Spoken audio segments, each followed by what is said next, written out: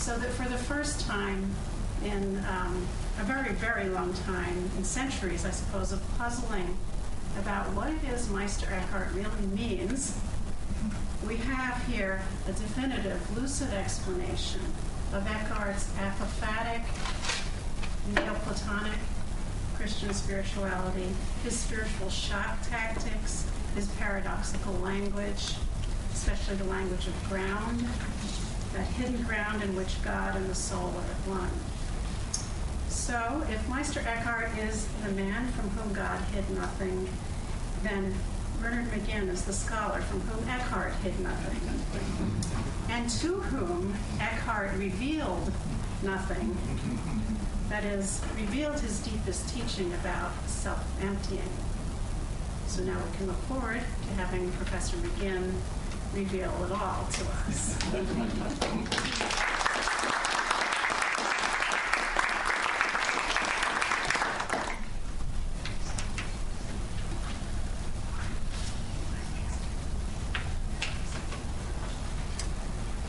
Carol, thanks so much for those very generous, I might say too generous words even. It's really very kind of you to be so kind to me. And I must say at the beginning what a great honor it is for me to be able to be here to lead off this series in honor of John Connolly. Meister Eckhart brought us together, as a matter of fact, a number of years ago. And it was a very wonderful thing because we've been able to share our thoughts and discussion of Eckhart now considerably over these years. And I've learned a tremendous amount from John, and especially from this book that he's been working on, which I think will be a major contribution to Eckhartian studies, and we all hope will appear fairly soon. So to be able to come here to begin this series in his honor, and to be able to talk about Meister Eckhart really is a perfect kind of confluence of the stars, the astronomical events have made this all possible. So what I'm going to talk about will be a kind of meditation and a distillation of major themes in the thought of Eckhart and his followers, particularly with regard to the creative use of language in Middle High German, because Eckhart is the first great mystic for whom we have the twofold linguistic inheritance, both the learned Latin of the schools and the ancient Christian tradition, and then the creative new vernacular mysticism, in his case German, but which was also flourishing in other linguistic camps in the 13th century. One of the things that makes Eckhart most fascinating for me is to work back and forth between the German and the Latin texts. And I think it's, if you're going to understand Eckhart, you need to be able to see both sides of him. This lecture will concentrate more on the Germanic side and the incredible creativity of Eckhart and his followers in forming, for better or worse, the speculative German language that was inherited by theologians and philosophers for the next 700 years. The great 20th century scholar of medieval German mysticism, Kurt Ruhl, once spoke of what he called the kairos, or decisive moment of the evolution of German vernacular mysticism at the end of the 13th century. Mystical literature, which for over a millennium in Eastern and Western Christianity had been largely confined to the sacred languages of Greek and Latin, effected a rapid transition into a host of Western vernaculars in the 13th century. Dutch was the earliest language to have an extensive vernacular mysticism, followed by German. A more restricted literature was produced in French and Provençal in the 13th and 14th centuries. In Italian, Francis of Assisi's Canticum Fratris Solis of 1224 can be considered the earliest expression of mysticism in that vernacular, while in England some of the texts of the so-called Catherine group, written around 1230, are the first mystical texts in that language. It was not until the mid-14th century, however, that Italian and English became widely used for the expression of mystical teaching. So although the timelines differ somewhat, it is clear that a decisive moment, a kairos, in the evolution of Christian mysticism began shortly after 1200. The vernacular expressions of mysticism that soon became the dominant modes of attempting to communicate the incommunicable. That is, to bring to speech a consciousness of the direct presence of God. To give a brief survey of the full range of forms of mystical language in the vernacular of the late Middle Ages is obviously impossible. Given the significance of German language mysticism, both in its inherent richness and in its influence, it may be possible to provide an overview of at least some aspects of the complexity of the language and the key themes of the major school of 14th century German mysticism, that is, of Meister Eckhart and his followers, especially Henry Suso and John Tauler. Even here, an adequate examination of the language of Eckhart and his pupils would be the task of a book or books, and indeed a number of such volumes, as well as a host of shorter studies, already exist. So what I'm going to try to do is to provide a distillation of what I take to be some of the most original aspects of the mystical vocabulary of Eckhart and his followers. Eckhart was not the first to put mystical teaching into medieval German. Whether or not he knew the writings of the earliest major German language mystic, Mechthild of Magdeburg, he probably did, but whether he knew them or not, she who wrote between 1250 and 1280 and is the first major vernacular German mystic, it's clear that there are many interesting comparisons between her writings and his that show affinities of metaphors, images, vocabulary, and themes. The language and themes of Eckhart, as well as Suso and Tauler, were also taken over by many other mystics, directly and indirectly, especially in the period from about 1300 through 1450, and sometimes even later. Many of these sermons and treatises were by fellow Dominicans, but others were not. For example, the most influential mystical preacher of the second half of the 14th century was the Franciscan Marquard of Lindau, who was deeply imbued with the language and terminology of Eckhart, but who was more than a mere repetitor. Another example can be found in the popular late 14th century treatise known as the Theologia Germanica, written by a priest of the Teutonic Knights, and also using the language of his predecessors, including Eckhart, but creating new linguistic possibilities. Nevertheless, the centrality of Eckhart, Suso, and Tauler give me good reason for concentrating on these three giants of late medieval mysticism. Two aspects of the background of the mysticism of Eckhart and his followers are important for understanding the character of their preaching and teaching. The first is the distinctive nature of what has been called the German Dominican school, founded by Albert the Great, Albertus Teutonicus, in the medieval period. And the second factor is the vernacular audience of these Dominican teachers and preachers. In 1248, the Paris master, Albert, was commissioned by the Dominican order to set up a house of theological studies at Cologne, and the University of Cologne still thinks of that as the foundation period of their university. The establishment of this Studium Generale, as the Dominicans called it, was a milestone in the history of medieval thought. Although the achievements of the German Dominicans over the next century and a little bit more owed much to a variety of individuals and teachers, it was Albert's intellectual initiative, despite the brevity of his teaching time at Cologne, really only about 9 years, that was a key factor in the establishment of this German Dominican school, which made significant contributions to philosophy, theology, and also to mysticism.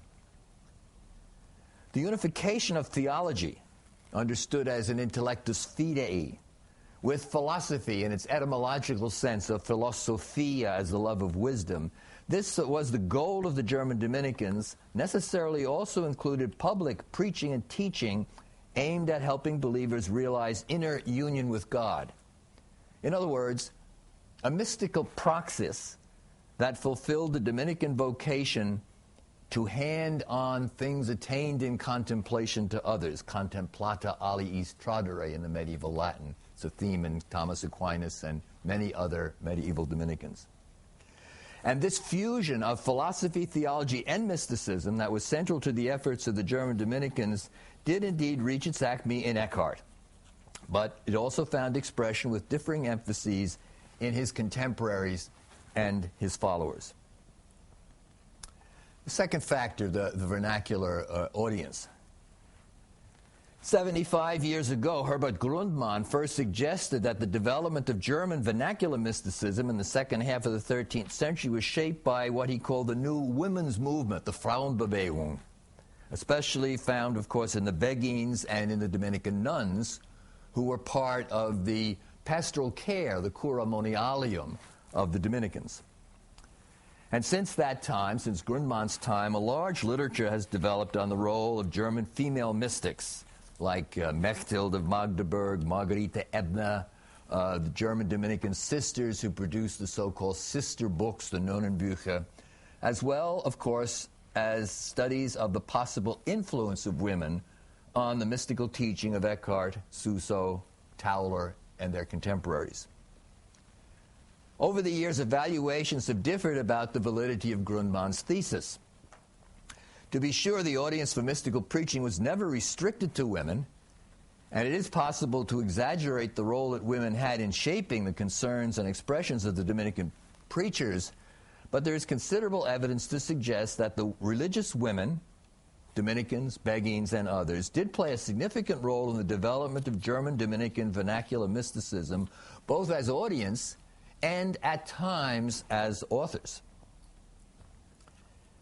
The extent to which these German Dominicans who followed in Albert's way constitute a distinctive group with a coherent agenda is suggested by a German vernacular poem entitled The Sayings of the 12 Masters, Die Sprüche der 12 Meister.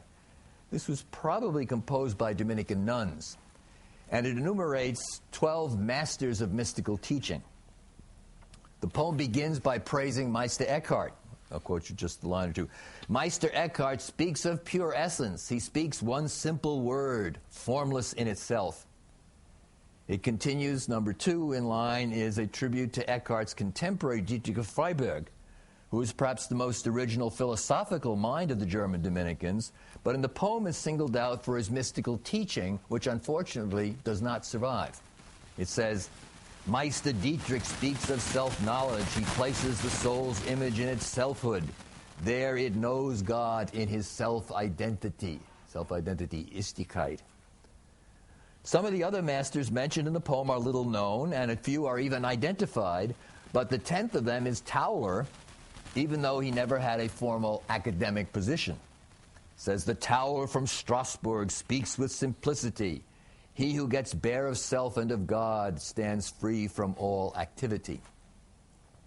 This poem, other poems, as well as sermons, such as the collection of the 64 sermons on mystical themes known as the Paradisus Animae Intelligentiae, the paradise of the intellectual soul, which contains homilies by Eckhart and a variety of other preachers. These also point to a core of figures in the first few decades of the 14th century who shared common theological and mystical concerns. So, although I'll concentrate on Eckhart, Suso, and Tauler, there is a range of figures, some of them very little known, others of them just beginning to be studied, who really do constitute a mystical group largely among the German Dominicans at this time. A good part of what made these German Dominicans distinctive was their effort to express deep mystical teaching within the linguistic dynamics of the rapidly developing German language. Most of them wrote both in Latin and in German. A few, such as Tauler, did not. But he's the exception. Even Suso writes both in Latin and in Middle High German. While conscious of the danger of homogenizing a group of original thinkers, it is still possible, I hope, to point to some shared teachings and modes of expression that help us to understand the character of the German Dominican mystics of the first half of the 14th century.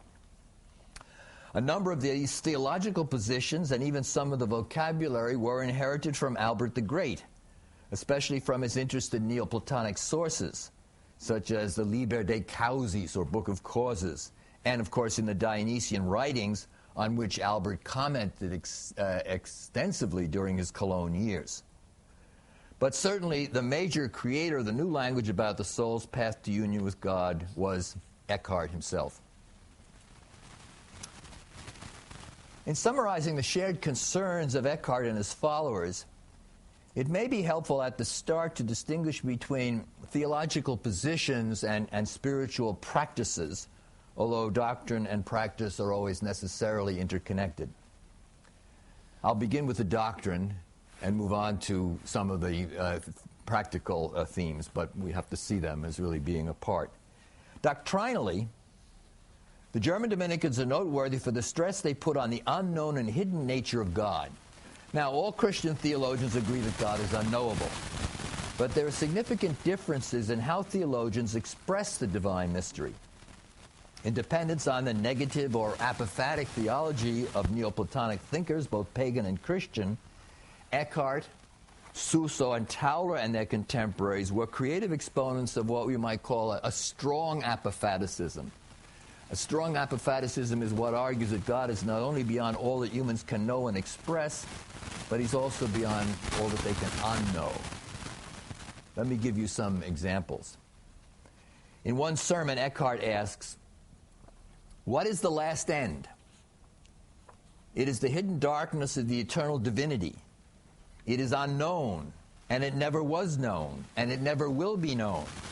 God remains there himself, within himself, unknown." In the last chapter of his Life of the Servant, Suso expresses a similar negativity about the modeless unity of the Trinity. He describes it as the nameless nothingness itself, because we can say nothing about what it is or how it is. For Tauler, and I quote again, "The abyss of the divine darkness is known to itself alone and unknown to all else." Such uncompromising or strong apophaticism was not new. What was new were the forms of language the German Dominicans created to point to the inexpressible God. As the quotations above suggest, these authors made considerable use of traditional apophatic images and metaphors that had been developed in the Dionysian tradition, such as the hidden or divine darkness, or the nameless nothingness, and the like. What was unusual, or was new in the language of the German Dominicans, however, was the emergence of a striking metaphor that became, at least for me, the focus of their apophatic unsaying, and that is the term Grund, ground. The Middle High German Grund is both deceptively simple and astonishingly complex, at least as used by Eckhart, Suso, and Tauler. In Middle High German, Grund can be used both in concrete, or was used, both in concrete and abstract ways, that is, concretely as the physical ground or the bottom of some actual object. And it had been used abstractly to describe the origin or the essence of something. For Eckhart, however, Grund signified not only the innermost of the soul, but more fundamentally the hidden depths of the God who is beyond all positive predication, even the Trinitarian names of Father, Son, and Holy Spirit. And that ground, that Grund, is the goal of Eckhart's preaching. As he put it in one sermon, "All our perfection and holiness rests in this, that a person must penetrate and transcend everything created and temporal and all being, and go into the ground that has no ground." Go into the ground that has no ground. Now note that this ground without ground, the ground that has no ground, grundlos Grund here in the German, is not specified as either the ground of the soul or the ground of God. Because what was especially daring about Eckhart's use of this metaphor was his insistence, as he says in many sermons, God's ground is my ground and my ground is God's ground. Or in the formulation of what I call ocular identity, found in about 5 or 6 sermons, the eye with which I see God is the same eye with which God sees me. This means that in the ground there is no difference or distinction between God and the soul. All is one. Grund, insofar as we can speak of it, is not a state or condition. It's perhaps better understood as an activity of grounding. That is the fused identity that is the source of all movement, but is not itself in movement. Grund is a term of tactile immediacy, but it's also incredibly complex as used by Eckhart. It creates what the Eckhart scholar Josef Quint called a mystische Wortschatz, a kind of mystical treasury or a mystical word field. It is a kind of master metaphor that helps us to concentrate Eckhart's ceaseless attempts to express the inexpressible mystery of God within a field of expressions. It can also be described in the terms of Hans Blumenberg as a Sprengmetapher, an explosive metaphor, an expression that breaks through all the accustomed forms of speaking about God and invites the hearer or the reader to make a similar breakthrough in life. Grund, then, is the uncreated something in the soul, but not of the soul. Eckhart, that distinction is very important. The uncreated something in the soul. And, of course, also a daring expression, because it was these forms of expression, that there's an uncreated something in the soul, that were condemned as heretical in some of the articles in Pope John's bull in Agro Dominico of 1329 against Eckhart. Speaking of God as Grund, created by Eckhart, was also popular with Suso, Tauler, and the other German preachers, though they did not necessarily use the term in exactly the same ways as Eckhart did. In Suso's Little Book of Divine Truth, for example, Divine Truth tells the disciple, stand-in for Suso, he says, all this multiplicity is in its ground and foundation one simple unity. I call the ground that which is the source and the origin from which the outflowings arise. That is the nature and the being of the Godhead. Tauler actually uses the term Grund even more frequently than Eckhart, over 400 times in Tauler's sermons. And in one of these he expresses it this way. He says, bring everything back into the ground from which it flowed out. And do not be concerned with the nothingness of creation, but let yourself flow along with things. Now, in attempting to express this grounded identity between God and the soul, Eckhart also explored a range of metaphors, images, and neologisms to bring out diverse aspects of his thinking about the Grund.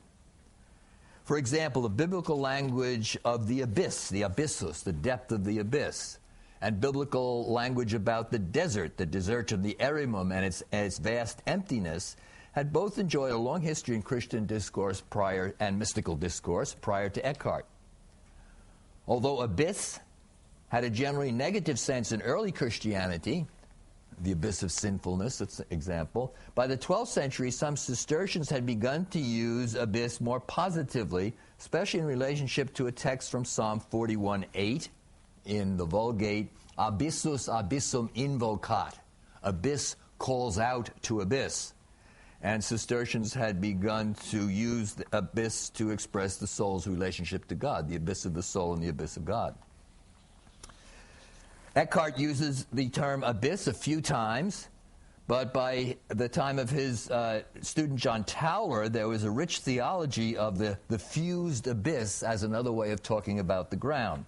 For example, in his Sermon 41, Tauler puts it this way. He begins by quoting the Latin text, abyssus abyssum invocat. That is, the abyss draws the abyss into itself. The first abyss is the created thing that draws the uncreated into itself. And the two abysses become a single thing, a pure divine being, so that the spirit is lost in God's spirit. That phrase, a single thing, ein einig ein, is another Eckhartian term taken over by Tauler and another way of expressing the Grund.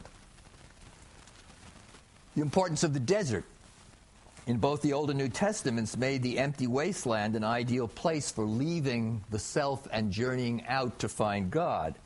And as early as John Scotus Eriugena in the 9th century, the desert also became a symbol signifying God himself, that is, the empty no-thingness of God. Eckhart used desert as a synonym for ground. To quote another sermon, the soul wants to go into the simple ground, into the quiet desert, into which distinction never gazed, not the Father, nor the Son, nor the Holy Spirit.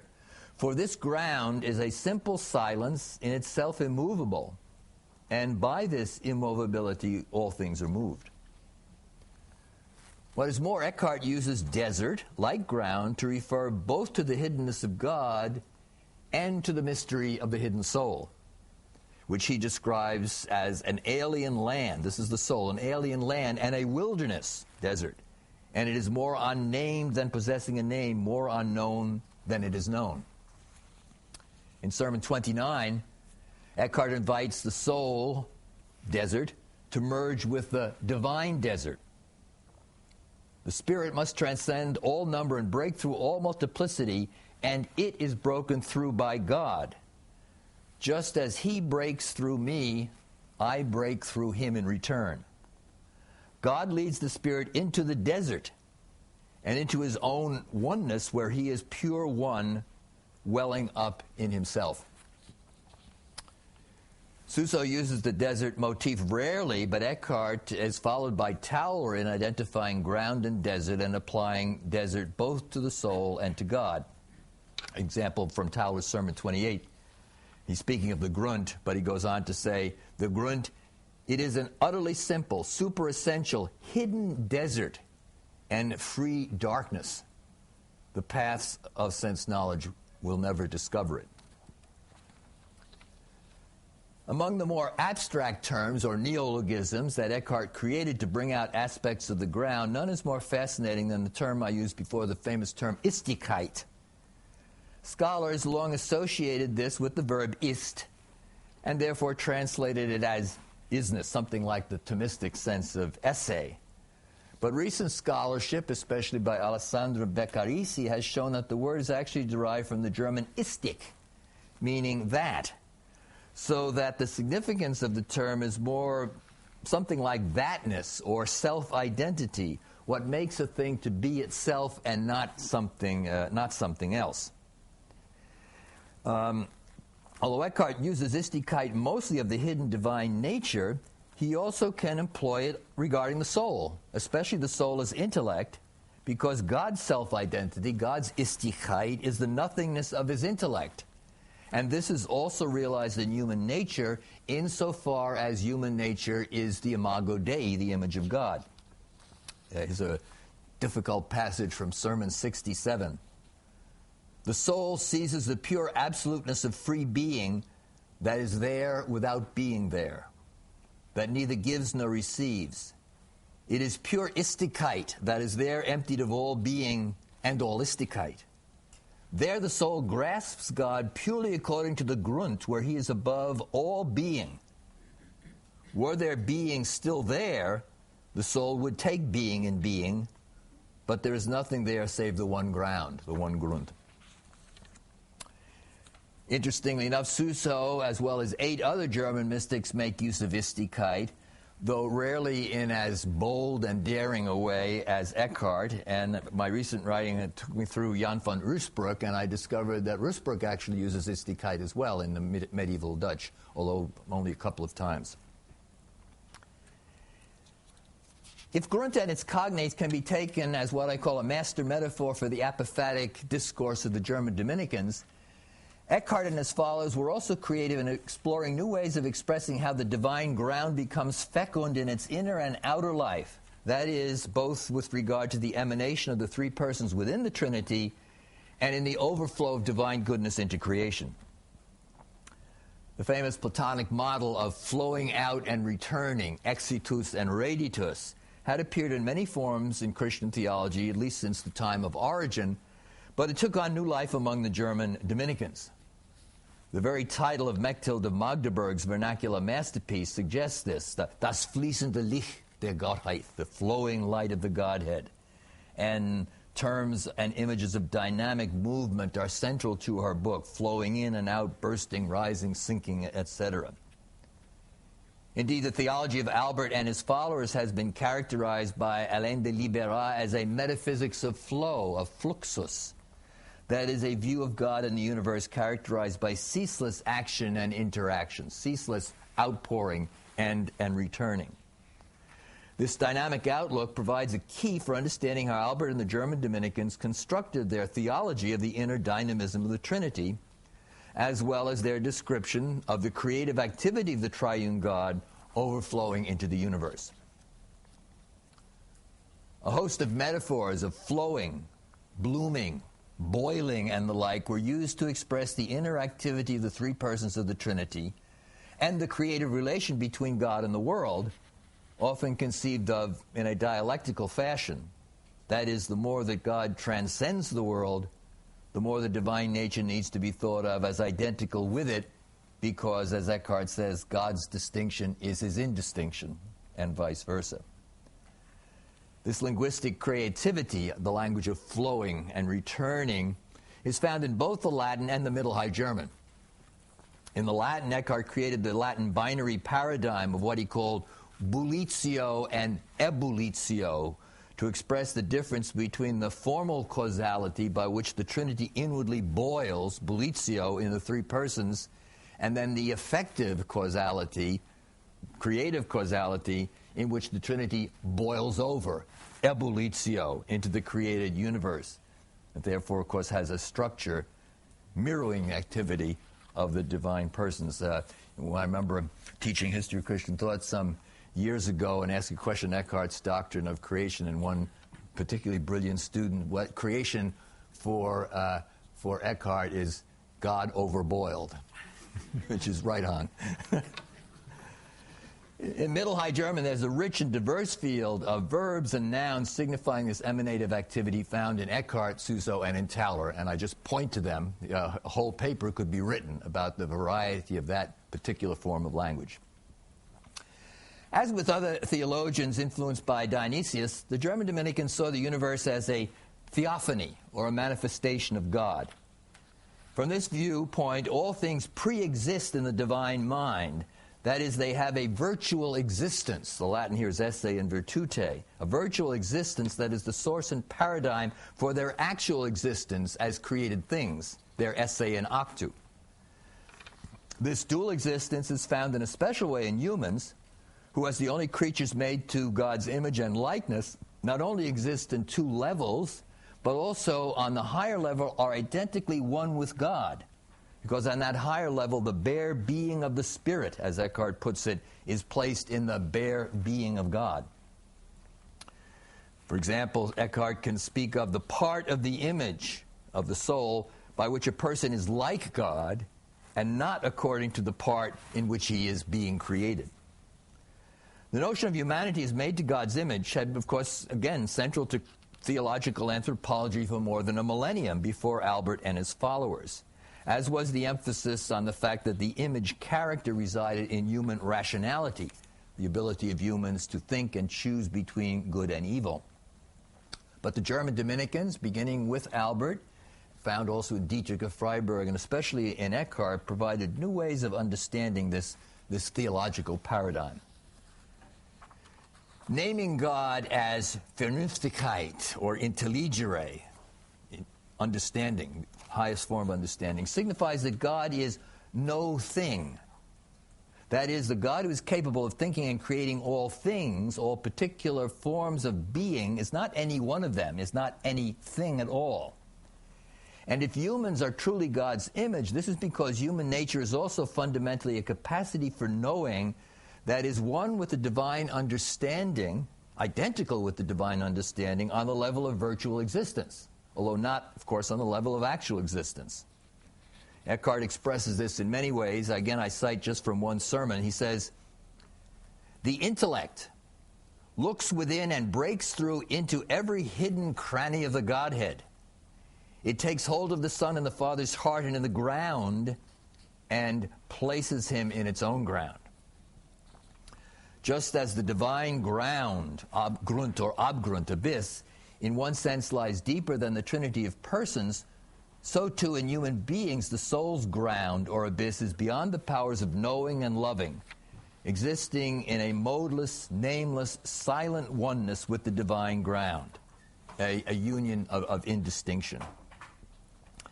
Now, the intellectualism of the German Dominicans, which I've stressed here, doesn't mean that love is left out of the picture. Suso ranks among the masters of love mysticism, Mystique, a late medieval period, and the place of love in the thought of Eckhart and Tauler is important, though often misunderstood. But I want to turn in these last pages to, from doctrine more or less, more to issues of praxis and practice. A similar pattern of diversity and unity is expressed in these theological themes is also found in the teaching of the three Dominicans concerning the spiritual practices needed to gain awareness of our identity with God. Here again, the German Dominicans developed a rich new vernacular vocabulary that I can only point to here. A set of common concerns is evident throughout their writings, especially in their stress on the necessity for 5 fundamental practices, which I'll just briefly talk about. The first is interiorization, or turning within. The second is total detachment and releasement from everything created, Abgescheidenheit and Gelassenheit. The third is attaining inner poverty, Inwendige Armut, as Eckhart puts it in a famous sermon. The fourth is realizing the birth of the Word in the soul as a participation in the inner life of the Trinity. And finally, the fifth is the breaking through, the Durchbrechen, into the nameless oneness of the divine Grund, which is not other, of course, than the Grund of the soul. First, interiorization, again, was a basic theme in Christian mysticism, at least from the time of Augustine.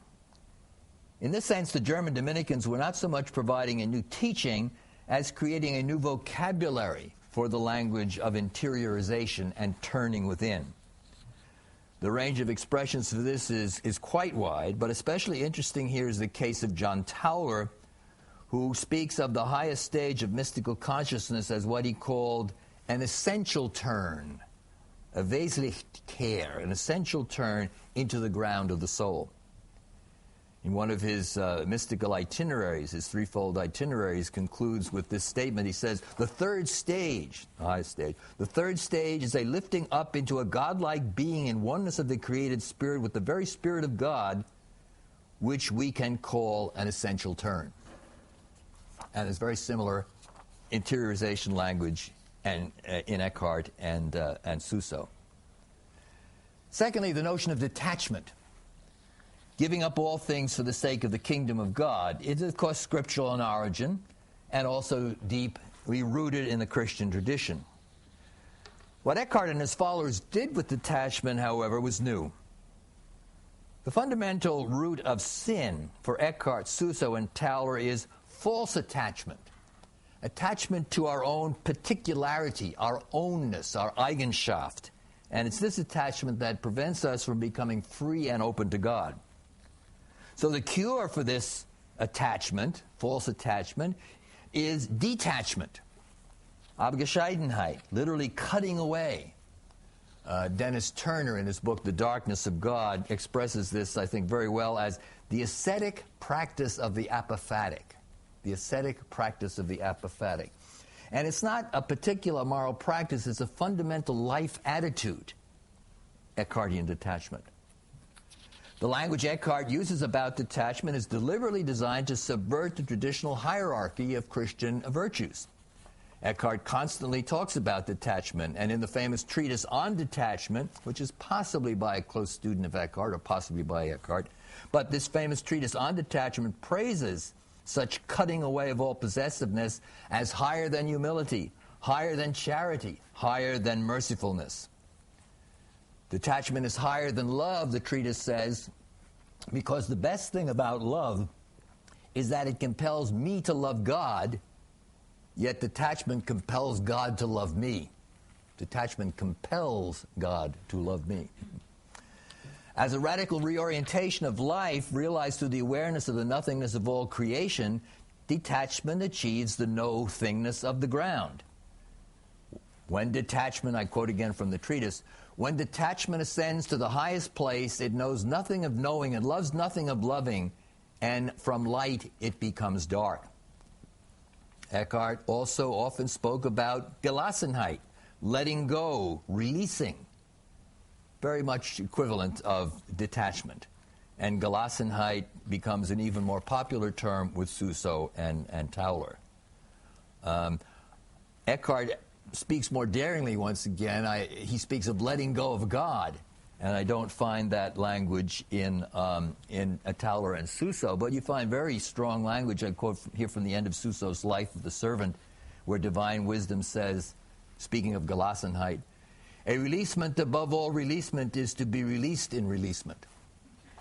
You can see why you got to like these people.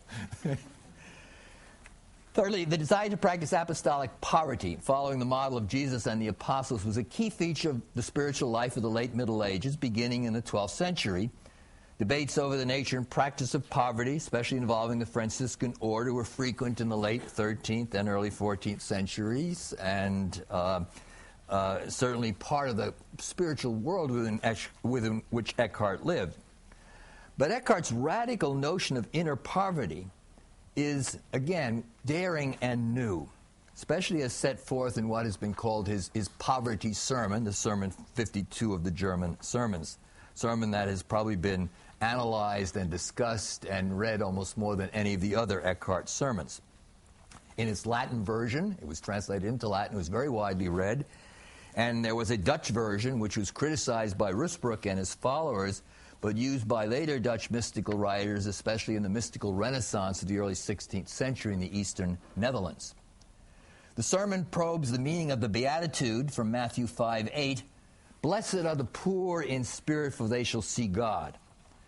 And this inner poverty, the poor in spirit, allows Eckhart to bypass debates about outer poverty, says, no, I'm not interested in that, and home in on the inner poverty that he analyzes in a typically uncompromising way as wanting nothing, knowing nothing, having nothing.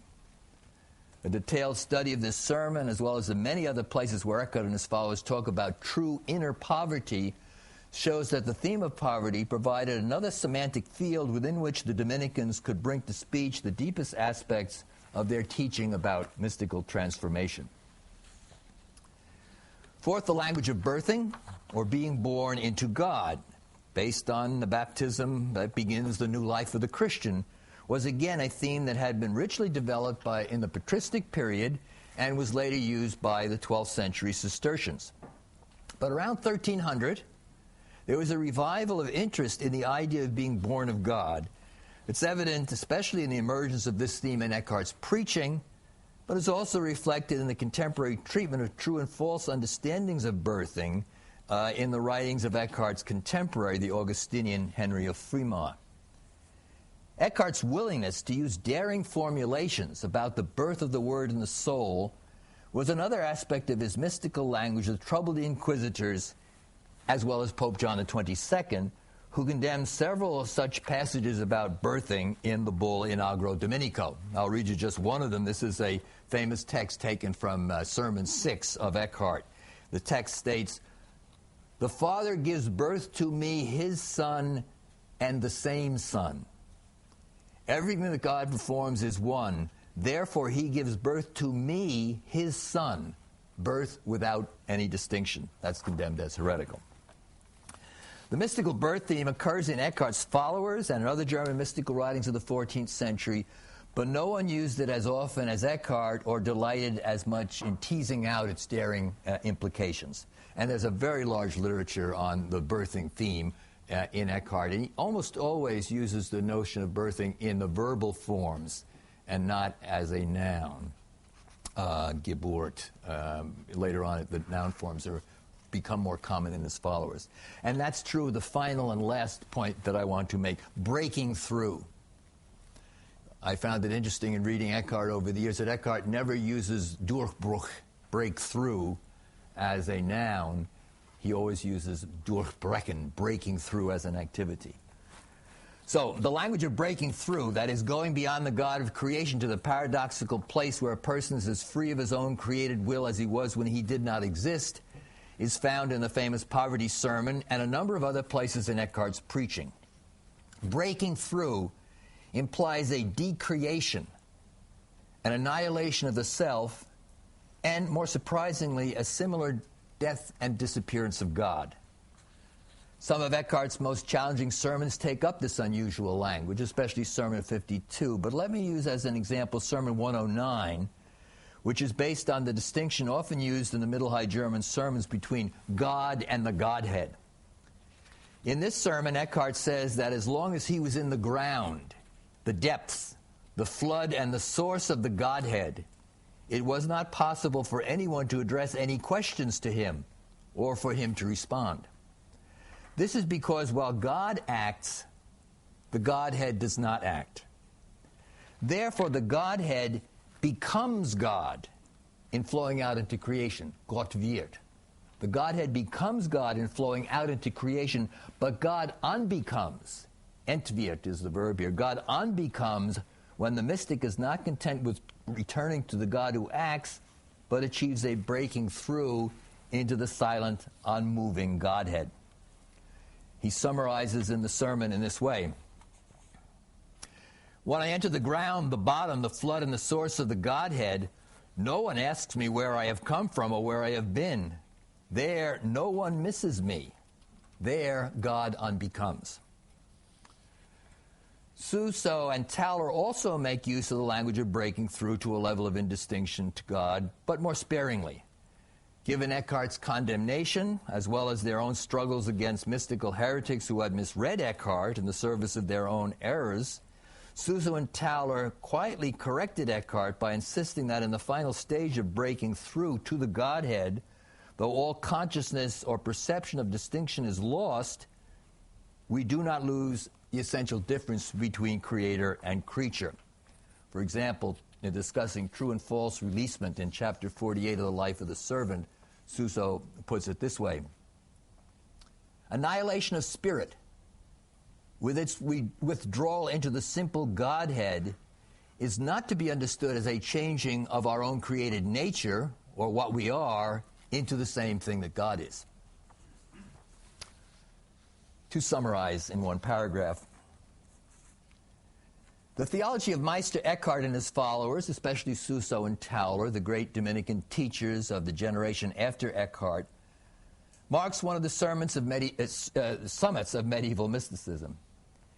Even a brief survey of some aspects of their language and message demonstrates that this was indeed, in Coulteroux's term, the Kairos era of German vernacular mysticism.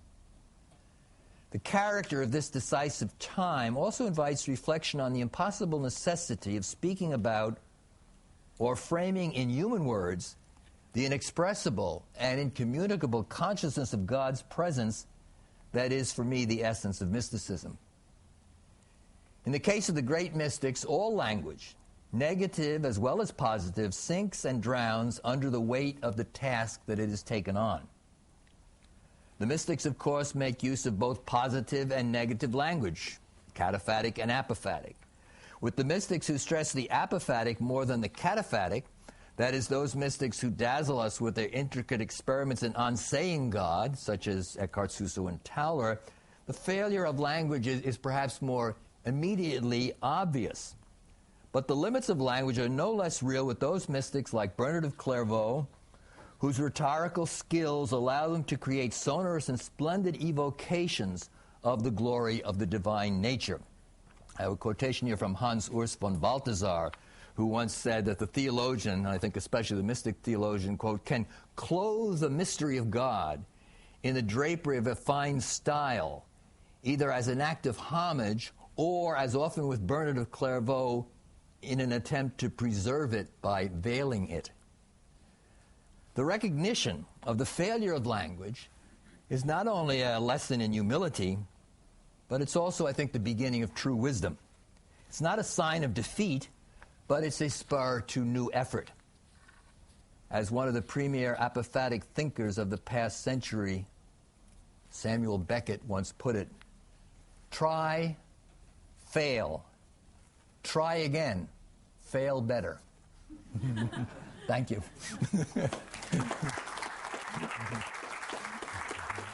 Thank you, John.